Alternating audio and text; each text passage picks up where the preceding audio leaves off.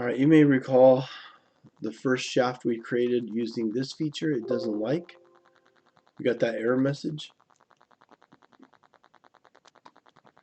So I'm going to try something here. Let's hide this part body. Give myself a new working environment. Oops.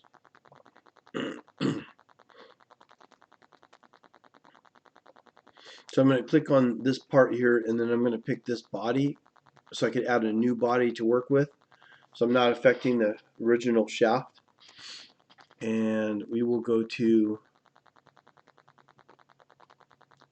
the ISO view. And I'm going to create a different kind of view here.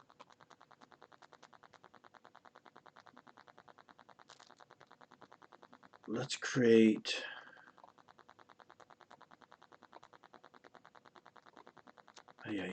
come on, move.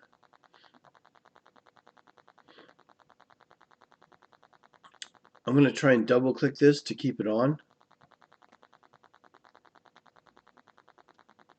And I'll move this. I'll just create a rectangle like so. I'll do another one like so here.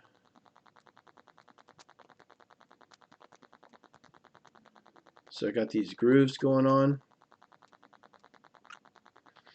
And I'm going to do a quick trim. Yikes.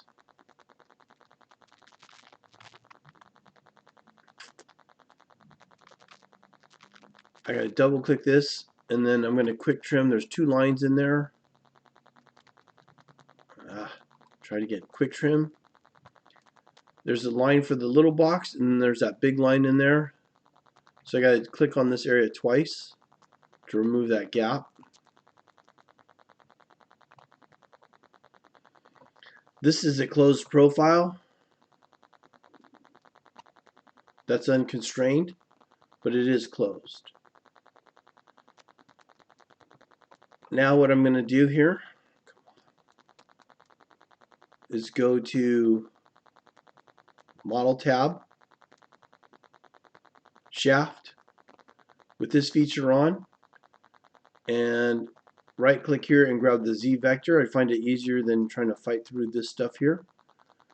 So with this one here, you have to have a closed profile in order for that to work. But I can also add a second angle, and this allows me to have a first and second angle I can work with. So I'm going to change this angle. Oops, I must have went down. Oh, this is already at 360. So I got to change this to something like 180 and hit tab. Okay, and change this to 90. Preview that. So I got 3/4 of that for my shaft. Alright, so the first one we got to use the closed profile in order for that to work. Again, what's nice about this one is I can hit the down arrow for this one and the down arrow for this one.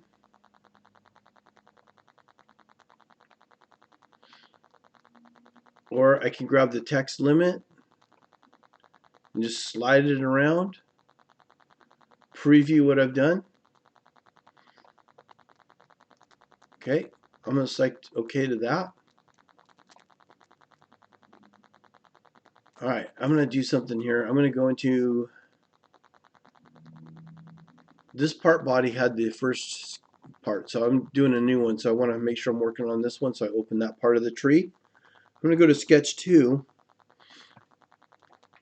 and I'm going to go to Sketch, and I'm going to create an axis. So when I create an axis, I'm going to try and get it really tight, so you'll see that the gap will suddenly be a lot tighter. This axis is going to be the new axis for that part. When I exit out, it's not doing that.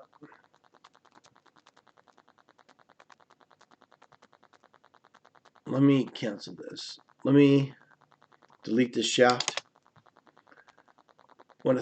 if you have an axis in your sketch and you go right to shaft, it's going to put that sketch axis already here in the pop-up window. So you don't have to pick an axis, it's the one in the sketch. When I select 90, change this one to 90 and preview, select OK. What did I do? Ah, how did I do that? You never saw me do that. Somehow I got out of body too. Alright, see how tight that is there? That's because it's going off the axis here. So if I grab that axis and move it way out here, guess what? That part's going to have a much bigger hole inside because the axis is much further apart from my sketch profile. Okay. Just for kicks, let's do something we learned earlier. Let's go to shell and hollow this out. And we'll stay with 1/16. Keep it small. Hopefully that'll be small enough. Yeah, see I got that part hollow inside? Alright, another thing we can do, I can go to this sketch. What do you think is going to happen if I create an axis from here to here? Look at the line weight of the two axes.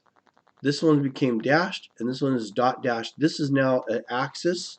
It's a center line. This one becomes a construction line. It's no longer referencing anything. Actually, I could literally delete it.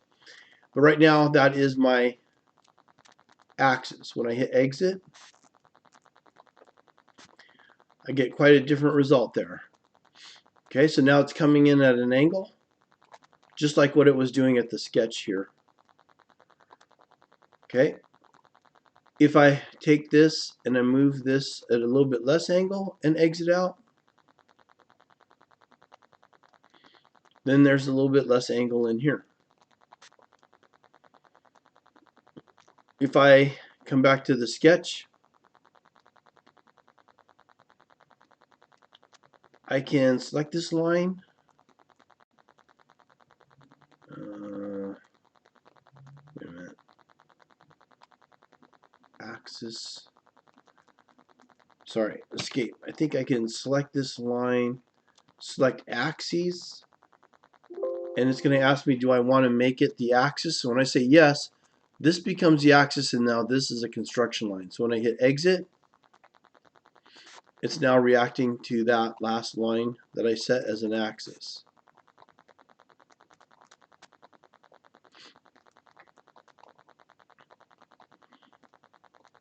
Okay. Let's go back to sketch 2.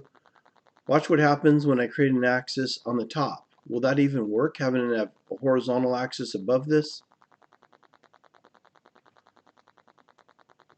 It's going to just revolve that way, so it completely changes the way I'm rotating it. Okay, so there's a lot of things you can do with the shaft command. You just got to kind of keep your mind open to all the different ways you can do it, and just if you're working on a part that looks like it's revolving around an axis system, one way or another, I'm sure the shaft command is going to be your best option. Alright, so that was my demos on the shaft command. I'm making that playlist, so if you forget little things, I got something specifically for each one of these features for you to fall back on. And this was for the shaft command. I think I got one more to do for stiffeners and gussets.